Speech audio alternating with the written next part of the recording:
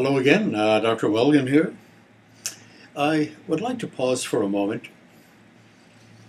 If you have been following me in my last few lecture series on habits, and more recently here on operant conditioning, Skinnerian conditioning, instrumental conditioning, we've been talking about one type of learning, and it is called operant or instrumental learning. There are other theories and other methods of learning that I'd like to introduce to you, and one in particular that has been a rather classic example of learning in our field is called classical conditioning. Some of you know the term by Pavlovian conditioning. Pavlovian conditioning is different from operant conditioning. In other words, this is a different way we learn, okay?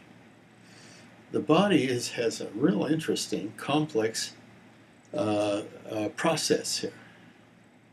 Very quickly, the autonomic nervous system, which controls all the organs in the body, and the limbic system, the emotional system, is governed by the autonomic nervous system. What I've been describing to you earlier with the wandering pigeon and my discussion of my rats running down a maze, those are examples of operant conditioning. What's the difference here? Well, I want to just take a few minutes to actually describe the differences because they are really important here. Classical conditioning, unlike operant conditioning, requires the individual to be in what's called a respondent position, passive, having to respond to the external stimulation. Unlike operant conditioning, where you're actually moving around, and the consequences of those moves has a lot to do with shaping the future of those moves in your behavior, okay? Not here. You're restrained. Well, what I have sketched, ain't that artistry just terrific? I love it. That is supposed to be a dog, okay? It's a dog out of actually Pavlov's laboratory. Back in the early part of the 20th century, Pavlov made a very interesting and insightful observation that his animals, when they were hungry, would salivate ahead of time to the food that was presented to them, okay? You notice that. Now, Pavlov was a physiologist who actually obtained a Nobel Prize as a result of his studies in digestion. So he was interested in salivation as part of the digestive process in all of us who study dogs, okay? And he noticed, which is something we all know. We all knew this. All you have to do is watch animals all around you. Watch yourself. And what he did was something that most of us didn't do. And that is to say, ain't that interesting? Notice food, actually the presentation of food presents and produces salivation in the animal. Well, he had a tube hooked up to the salivary glands of this dog, which was, by the way, restrained in a harness here and here, and was positioned in the direction of a food bowl. Okay? So they would have presented the food. Not surprisingly, guess what? A lot of salivary activity, okay? And saliva, which he collected and actually measured the quantity of saliva, okay? What he really was interested in a little later was, geez, what if I present something in close proximity to the food?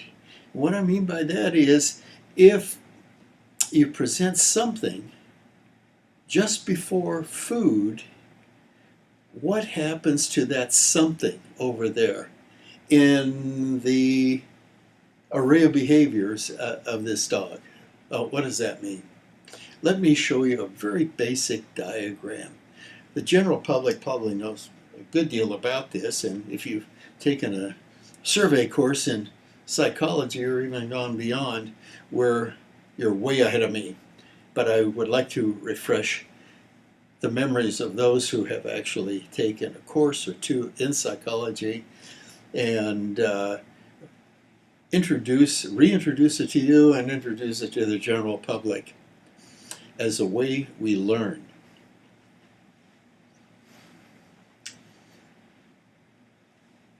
Pavlov called the food an unconditioned stimulus. And that is, if you present that as a stimulus, it will reliably produce this unconditioned response. Very reliable. Food, salivation, okay? And gastrointestinal function as it processes the food, etc., okay? However, if you take something like a bell, and that which he did, and he ding-a-ling-a-ling the bell just before the food was presented. 1, 2, 3, 4, 10, 20, 30 trials, the bell always preceded the food. Now, the dog comes back into the restraining cage, and all you do here is no food. Just ring the bell. And what happens? Well, intuitively, we probably all know. The dog begins to react to the bell. Now, for those of you who can't see that connection, that is exactly what happens. The bell now, which has always been neutral, remember, you could ring that bell in front of that dog until it died, and it would never salivate to the bell, okay? It's only in its relationship to the food. That conditioned stimulus, it was called, in association with this, began to produce a conditioned response. Conditioned, learned response. Learn. He's actually learning something new here.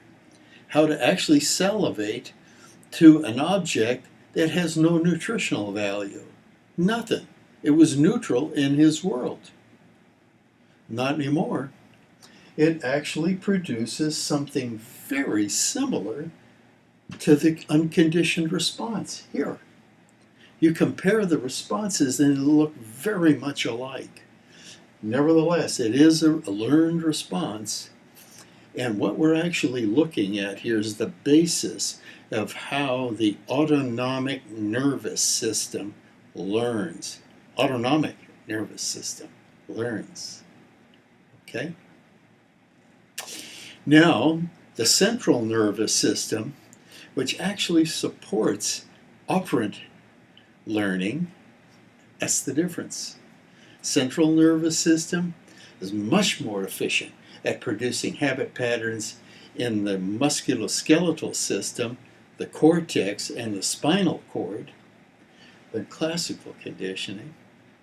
And on the other hand, classical conditioning is very efficient at producing a learned habit in the emotional system and even in the organ system, which are supported by the autonomic nervous system.